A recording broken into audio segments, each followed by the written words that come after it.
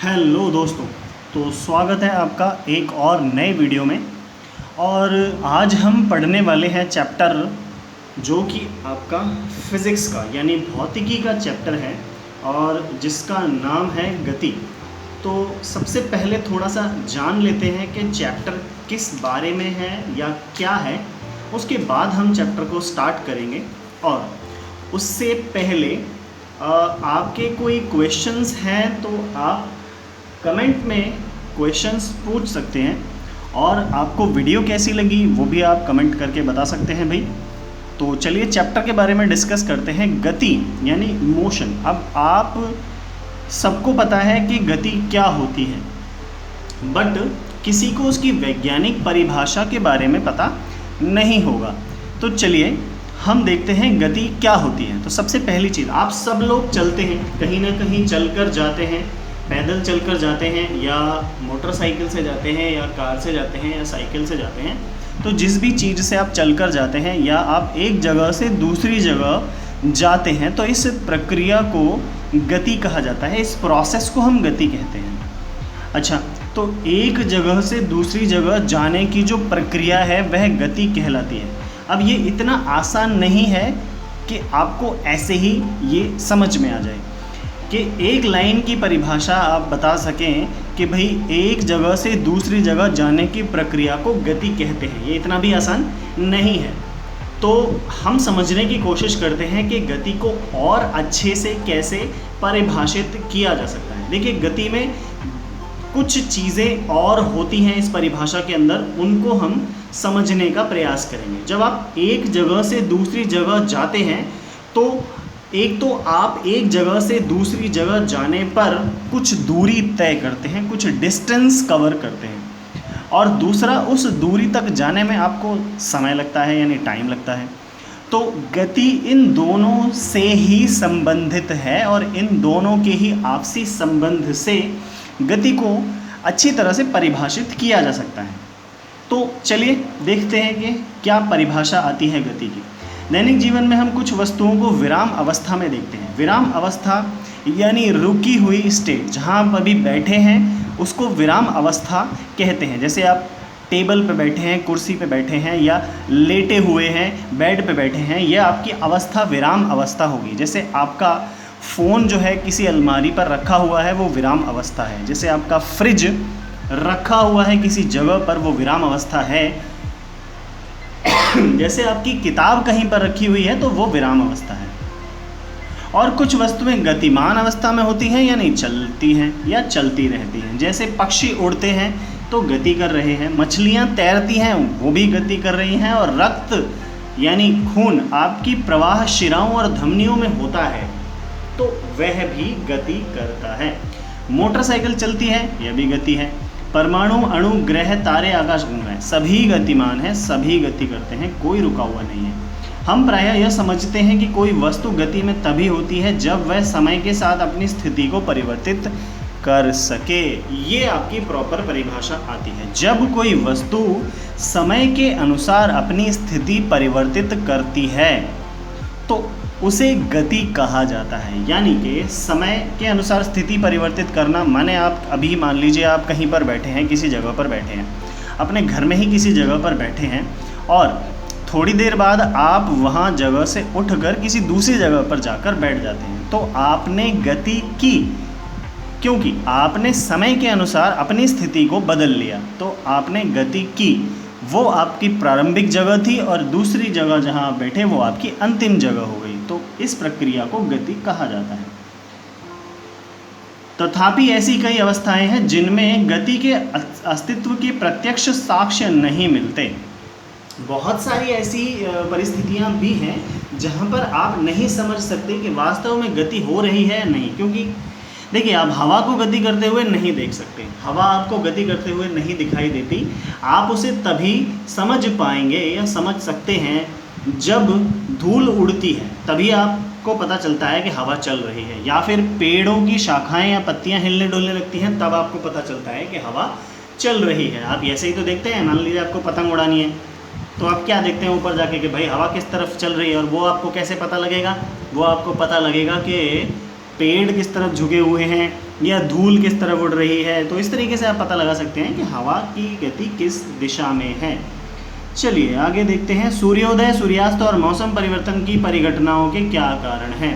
सूर्योदय होता है, सूर्यास्त होता है, ये दोनों ही चीज़ें पृथ्वी के घूमने के कारण होती हैं। पृथ्वी जो अपने अक्ष पर घूमती है उसके कारण सूर्योदय सूर्यास्त होता है, और पृथ्वी जो सूर्य के चारों तरफ घूमती है उसकी वजह से मौसम आते हैं। क्या यह पृथ्वी की गति के कारण होता है? जी हाँ, बिल्कुल होता है। यदि हम सही हैं तो पृथ्वी की गति का अनुमान प्रत्यक्ष रूप से नहीं लगाया जा सकता। जैसे आप अभी जहाँ पर बैठे हैं वहाँ पर आपको नहीं लग रहा है कि पृथ्वी चल रही है, परंतु वह चल रही है, क्योंकि वो चल रही है, पर फिर भी आपको पता नहीं लग रहा है कि वो चल रही है। तो इस गति को आप आसानी से समझ नहीं सकते। किसी व्यक्ति के लिए एक वस्तु गतिशील प्रतीत हो सकती है, जबकि दूसरे व्यक्ति के लिए वह स्थिर है। अच्छा, अगर दो व्यक्ति अलग अलग परिस्थितियों में हैं तो आपको ये समझना होगा कि आप वस्तु को किसके सापेक्ष रख रहे हैं या किस वस्तु से उसकी तुलना कर रहे हैं। आप जिस वस्तु से उसकी तुलना करेंगे वही वस्तु के अनुसार वह गति या फिर स्थिर अवस्था में होगी। अच्छा, इसका एक उदाहरण मैं आपको समझाने की कोशिश करता हूँ। मान लीजिए आप किसी बस में बैठे हैं, बस में पूरी भरी हुई बस है, ज़्यादा भरी हुई नहीं है भाई, पूरी भरी हुई बस है, खड़े नहीं हैं लोग, सीटों पर बैठे हुए हैं। अब आप ध्यान देंगे अगर तो आपसे आगे तीसरी सीट पर जो व्यक्ति बैठा हुआ है वह बस के किसी भी दूसरे व्यक्ति के सापेक्ष या उसके रिस्पेक्ट में या आपके ही सापेक्ष वह अपनी स्थिति को बदल नहीं रहा। क्या वह एक सीट को छोड़कर दूसरी सीट पे बैठता है या वहाँ से उछल कर एक से दूसरी पे, दूसरी से तीसरी पे, तीसरी से चौथी सीट पे बैठता है? तो ऐसा तो नहीं होता। तो इसलिए वह व्यक्ति आपके सापेक्ष में या बस के किसी भी यात्री के सापेक्ष में कैसा होगा? स्थिर अवस्था में होगा, क्योंकि समय के साथ उसकी स्थिति परिवर्तित नहीं हो रही है। तो वह व्यक्ति अंदर बस में बैठे किसी व्यक्ति के लिए स्थिर अवस्था में है, जबकि उसी व्यक्ति की कल्पना हम बाहर खड़े हुए किसी पेड़ या बाहर खड़े हुए किसी व्यक्ति से करें तो हर बीतते सेकंड या मिनट के बाद उस व्यक्ति की बाहर वाले व्यक्ति से दूरी बढ़ती जाती है। और क्योंकि यह बाहर वाले व्यक्ति से उसकी दूरी बढ़ती जाती है, इस कारण हम क्या कह सकते हैं कि बस में बैठा हुआ व्यक्ति बाहर वाले व्यक्ति के सापेक्ष में गति में है। तो दोनों ही स्थितियों में किससे आपने कंपेयर किया, किसके सापेक्ष आपने तुलना की, उसके अनुसार आपको पता लगता है कि कोई वस्तु गति कर रही है अथवा वह रुकी हुई है। यद्यपि बस के अंदर बैठा हुआ एक यात्री अपने साथी यात्रियों को विरामावस्था में पाता है। चलिए, बहुत सी गतियाँ जटिल होती हैं, कुछ साधारण गतियाँ होती हैं जैसे चींटी चलती है सीधी सीधी सीधी सीधी, और कुछ बहुत जटिल गतियाँ होती हैं जैसे मशीनें चलती हैं। मशीनों की जो गतियाँ होती हैं वह बहुत जटिल गतियाँ होती हैं, यानी कॉम्प्लेक्स होती हैं। कुछ वस्तुएं सीधी रेखा में चलती हैं जैसे चींटियाँ, तो कुछ वस्तुएं वृत्तीय पथ पर यानी सर्कुलर मोशन में चलती हैं, जैसे पृथ्वी सूर्य के चारों तरफ चक्कर लगाती है। वृत्तीय तो नहीं है वो, बट फिर भी कुछ घूर्णन करती हैं, घूमती हैं जैसे पंखा, और कुछ कंपन करती हैं जैसे आपका मोबाइल में कंपन गति होती है। ऐसी ही स्थिति हो सकती है जिनमें ये क्रियाएं साथ साथ हों। बहुत सारी ऐसी स्थितियां होती हैं जिनमें ये सब कुछ ही एक साथ हो रहा होता है। इस अध्याय में हम सबसे पहले सीधी रेखा में गति पढ़ेंगे, यानी सबसे साधारण वाली गति सबसे पहले पढ़ने वाले हैं। और इस तरह की गति के लिए हम समीकरणों को भी देखेंगे। आपने पहले कक्षा में 7वीं या 8वीं कक्षा में पढ़ा होगा गति के समीकरणों के बारे में, जिसके 3 फॉर्मूले होते हैं, बाद में ही बताऊंगा। हम वृत्तीय गति के बारे में भी अध्याय के लास्ट में चर्चा करेंगे, सबसे आखिरी में पढ़ेंगे। चलिए, आप अपनी कक्षा की दीवार को विरामावस्था में पाते हैं या गतिवान अवस्था में? अबे दीवार तो रुकी हुई होगी यार, दीवार क्यों गति करेगी? नेक्स्ट हम पढ़ते हैं, क्या आपने कभी अनुभव किया कि रेलगाड़ी जिसमें आप बैठे हैं गति करती हुई प्रतीत होती है जबकि वास्तव में वह विरामावस्था में होती है? इस बिंदु के लिए चर्चा का विषय बनाइए। चलिए हम इसको समझने का प्रयास करते हैं। देखिए, आप किसी रेलगाड़ी में बैठे हैं जो कि रुकी हुई है और उसके साथ में से एक रेलगाड़ी गुजरती है जो कि चल रही है, तो आपको क्या लगेगा कि आपकी वाली रेलगाड़ी भी चलना प्रारंभ कर दी है, यानी आपको ऐसा प्रतीत होगा कि आपकी वाली रेलगाड़ी भी चल रही है, क्योंकि आप उस रेलगाड़ी को जो बाहर चलने वाली रेलगाड़ी है उसके सापेक्ष समझने का प्रयास कर रहे हैं। तो अगर आप उस अपनी रेलगाड़ी को जिसमें आप बैठे हैं दूसरी रेलगाड़ी से तुलना करेंगे तो आपको ऐसा प्रतीत होगा और ऐसा होता है कि वह रेलगाड़ी अपनी स्थिति परिवर्तित कर रही है आपकी रेलगाड़ी के सापेक्ष में, इसलिए आपको लगता है कि आपकी रेलगाड़ी भी गति कर रही है। इसका एक और उदाहरण देता हूँ मैं। जब आप किसी बस में बैठे हुए हैं और आप बाहर खड़े किसी पेड़ को ध्यान से देखते हैं तो आप क्या पाते हैं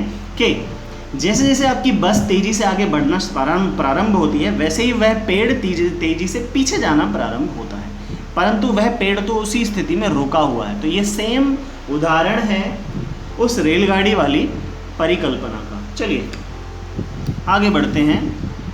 हम कभी कभी अपने आसपास की वस्तुओं की गति के कारण खतरे में गिर जाते हैं, विशेषतः यदि वह गति अनिश्चित या अनियंत्रित हो। बहुत सारी ऐसी गतियाँ होती हैं जो अनिश्चित होती हैं, अनियंत्रित होती हैं, जिनका हम कुछ नहीं कर सकते भाई। जैसे बाढ़, नदी में बाढ़ आना, तूफान या सुनामी आना, ऐसी गतियों का हम कुछ नहीं कर सकते, चाहिए भी नहीं यार, मत आया करो। दूसरी ओर नियंत्रित करने वाली गति मानव सेवा में सहायक होती है। जिस गति को हम नियंत्रित कर सकते हैं, कंट्रोल कर सकते हैं, उसको हम मानव सेवा में लगाते हैं। जैसे पानी की गति, अब पानी की गति को आप कंट्रोल कर सकते हैं। कैसे किया है? बांध बनाकर हमने पानी की गति को मैंने नहीं किया भाई, सरकार ने किया है या वैज्ञानिकों ने किया है। बांध बनाकर पानी की गति को नियंत्रित किया गया और इस नियंत्रित गति के उपयोग से क्या किया? हमने नहीं किया, सरकार ने किया, हम भी कर सकते हैं। क्या किया गया है कि बिजली बनाई गई है उस पानी की गति को नियंत्रित करके बांध की सहायता से।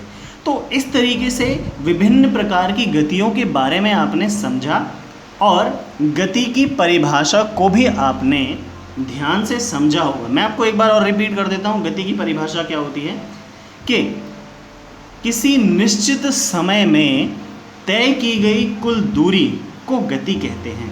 यानी कि एक जगह से दूसरी जगह तय की गई दूरी को गति कहते हैं। या फिर हम कब कहेंगे कि कोई वस्तु गति कर रही है? यदि वह समय के साथ अपनी स्थिति को बदलती है तो हम कहेंगे कि वह वस्तु गति कर रही है। तो इतना ही समझने की कोशिश करते हैं। आप सबके पास किताबें वगैरह होंगी तो आप उसको अच्छे से और पढ़ेंगे तो आपको ये चीज़ समझ में आ जाएगी। आप ध्यान से समझिएगा इस चैप्टर को, बहुत इंपॉर्टेंट चैप्टर है आपके लिए। और अभी हम इतना ही रखते हैं। इसके बाद अगर आपको ये वीडियो पसंद आई है तो भाई शेयर कर दो, अपने दोस्तों से शेयर करो, ठीक है। अपने टीचर्स से पूछो कि सर इसमें सही से समझाया गया है, इसमें और कुछ हम समझ सकते हैं। अपने टीचरों को शेयर कर सकते हो आप वीडियो, अपने दोस्तों को शेयर कर सकते हो आप ये वीडियो। और दूसरी चीज़, आप कमेंट कर सकते हो यार। अगर आपको वीडियो अच्छी लगी तो आप कमेंट करके बता सकते हैं मुझे कि वीडियो अच्छी लगी है। मैं और इंटरेस्टिंग बनाने की कोशिश करूँगा जितनी भी मेरी जो वीडियोज़ आएंगी आगे। और आप अच्छे से पढ़ते रहिए, मैं आपको पढ़ाता रहूँगा। और चैनल सब्सक्राइब कर लो भाई, चैनल सब्सक्राइब करना थोड़ा सा ज़रूरी हो जाता है, क्योंकि जैसे ही आप चैनल सब्सक्राइब करते हैं आपको मेरे सारे और वीडियोस भी देखने को मिल जाएंगे। और मेरे नए वीडियोस के बारे में जल्दी से जानने के लिए आप वो बेल जो घंटी बजी है ना उसको भी बजा दीजिएगा, ताकि आपको बहुत जल्दी से नोटिफिकेशन जो है वो मिल जाए। मैं मिलूँगा आपसे अपने नेक्स्ट वीडियो में, जिसमें हम बात करेंगे गति के वर्णन के बारे में और सबसे इम्पोर्टेंट सरल रेखीय गति के बारे में, जिसके लिए हम समीकरण निकालने वाले हैं। तो तब तक के लिए goodbye, take care and thank you.